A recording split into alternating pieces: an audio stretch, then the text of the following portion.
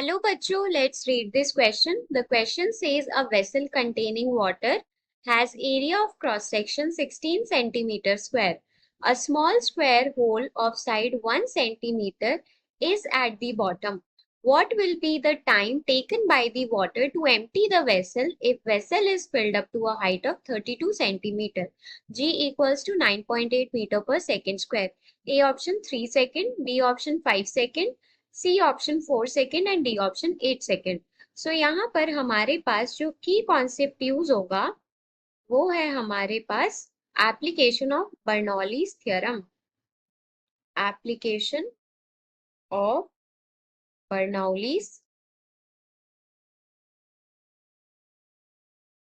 Theorem. So question में हमको given है कि हमारे पास एक वेसल है, वो जो वेसल है उसमें वाटर है और उसका area of cross section 16 centimetre square है। इनिशियली जो वाटर है वो 32 सेंटीमीटर की हाइट तक फिल किया गया है। सो ये है हमारे पास वेसल, ये वेसल है, इस हाइट तक वाटर फिल्ड है जो हमको गिवन है क्वेश्चन में 32 centimetre. So this is 32 centimetre. हमने क्या करा, इस बॉटम पे एक स्क्वायर होल किया है, स्क्वायर शेप का होल किया है और उस स्क्वायर की जो हमको लेंथ गिवन है या फिर साइड गिवन है वो हमको 1 सेंटीमीटर गिवन है। ये हमको 1 सेंटीमीटर साइड का स्क्वायर गिवन है और ये वाला जो एरिया ऑफ क्रॉस सेक्शन है वो हमको गिवन है 16 सेंटीमीटर स्क्वायर।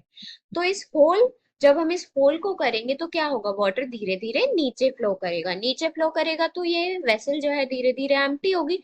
तो हमको बताना है कितने टाइम में ये जो वेसल है वो एम्प्टी हो जाएगी। तो सबसे पहली बात, हमने मान लिया किसी टाइम पे हाइट h रह गई है, इस वाटर लेवल की हाइट h रह गई है। तो यहाँ से जो वाटर निकलेगा उसकी वेलोसिटी क्या होगी, वेलोसिटी होगी हमारे पास √2gh। बर्नौलीज थ्योरम के अकॉर्डिंग कैसे, हमारे पास बर्नौलीज थ्योरम के according we can say, according to Bernoulli's theorem we can say rho v square by 2 will be equals to rho g h। सो रो से रो कैंसिल हो गया, v की वैल्यू क्या आ जाएगी हमारे पास √2gh। राइट, सो हमारे पास v की वैल्यू आ गई। अब मान लिया हमने dt टाइम में इसका लेवल dh जो है नीचे गिरा है। सो dt टाइम में लेवल नीचे गिरा है dh, तो बाहर जो है कितनी वॉल्यूम आएगी, जितनी वॉल्यूम ऊपर से जो है कम होगी उतनी ही इस होल के थ्रू उस वाटर की वॉल्यूम बाहर निकलेगी। So let in dt time level of water, the level of water in tank decreases by, in tank decreases by dh। तो अगर वो dh डिक्रीज हुआ तो वॉल्यूम डिक्रीज कितनी होगी, a इंटू डी एच। वही वॉल्यूम बाहर आएगी, बाहर क्या आएगी हमारे पास, वेलोसिटी हमको गिवन है √2gh और कितने टाइम में आई, वही वॉल्यूम के इक्वल होगा। सो हमारे पास into area of square whole.